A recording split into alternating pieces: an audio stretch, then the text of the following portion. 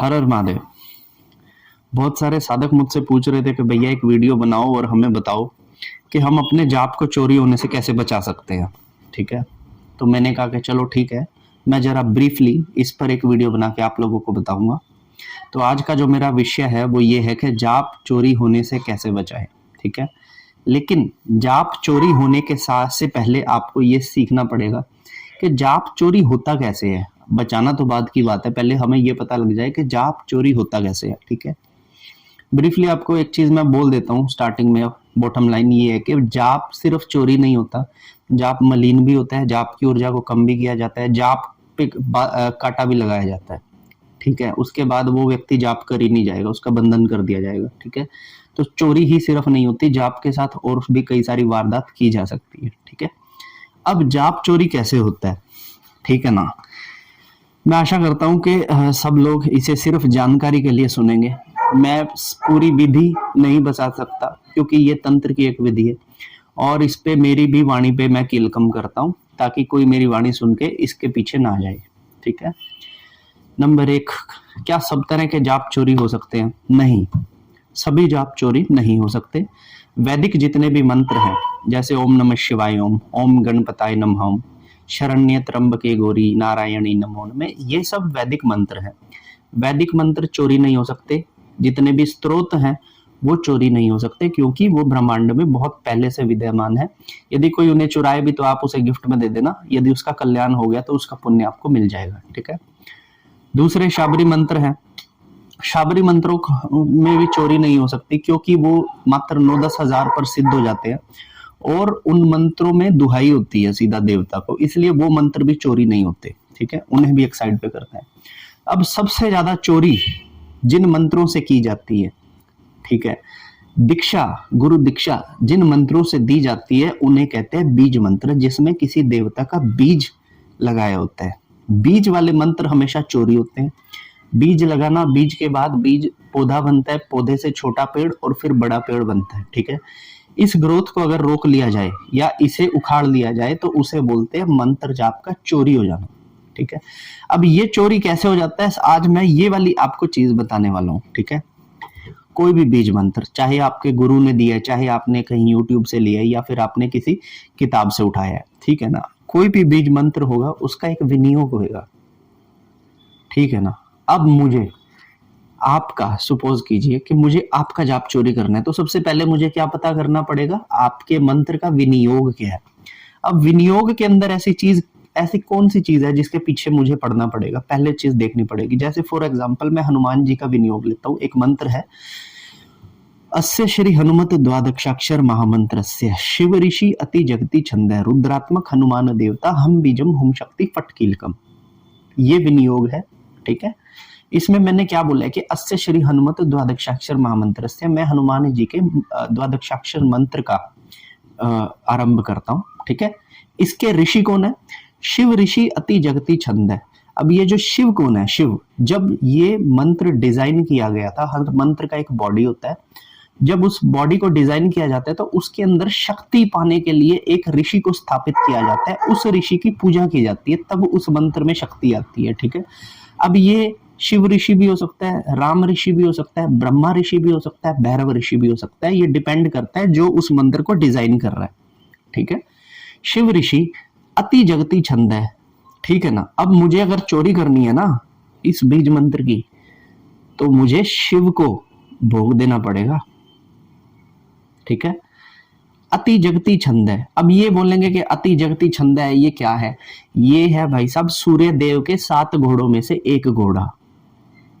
कोई भी बीज मंत्र ले लीजिए, उसके अंदर 7 घोड़ों में से कोई एक घोड़ा लगा रखा होगा, और ये घोड़े कौन कौन से होते हैं? गायत्री, वहती, उष्णित, जगती, त्रिशुट, अनुशुट, पंक्ति। इसलिए किसी भी बीज मंत्र के विनियोग में इनमें से एक छंद है करके लिखा हुआ, अति जगती छंद है। अब हो गया। अब मुझे अगर चोरी करनी है तो शिव को भोग देने के बाद अब किसको भोग देना पड़ेगा? सूर्य देव को। फिर उसके बाद सूर्य देव का कौन सा घोड़ा लगा है, गायत्री लगा है या जगती लगा है, उसको भोग देना पड़ेगा। और 3 भोग हो गए। ठीक है, उसके बाद अब मैं किसको बिठा रहा हूं, हम बीजम हुम शक्ति फट कीलकम, हम बीजम हनुमान जी को बिठा रहा हूं। ठीक है, एक और लाइन बीच में है कि रुद्रात्मक हनुमान देवता, हनुमान जी का कौन सा रूप बैठने वाला है, रुद्र वाला, ना बाल रूप ना सेवा रूप। ठीक है, रुद्र वाला रूप बैठेगा। हुम शक्ति मतलब प्रहार करने वाली, हुम शक्ति। ठीक है, फट कीलकम, फट मतलब प्रकट करने के लिए बोलते हैं फट, किसी भी मंत्र में जब फट लगाया जाता है तो फट स्वाहा मतलब वो शक्ति वहां पे प्रकट हो फटाफट।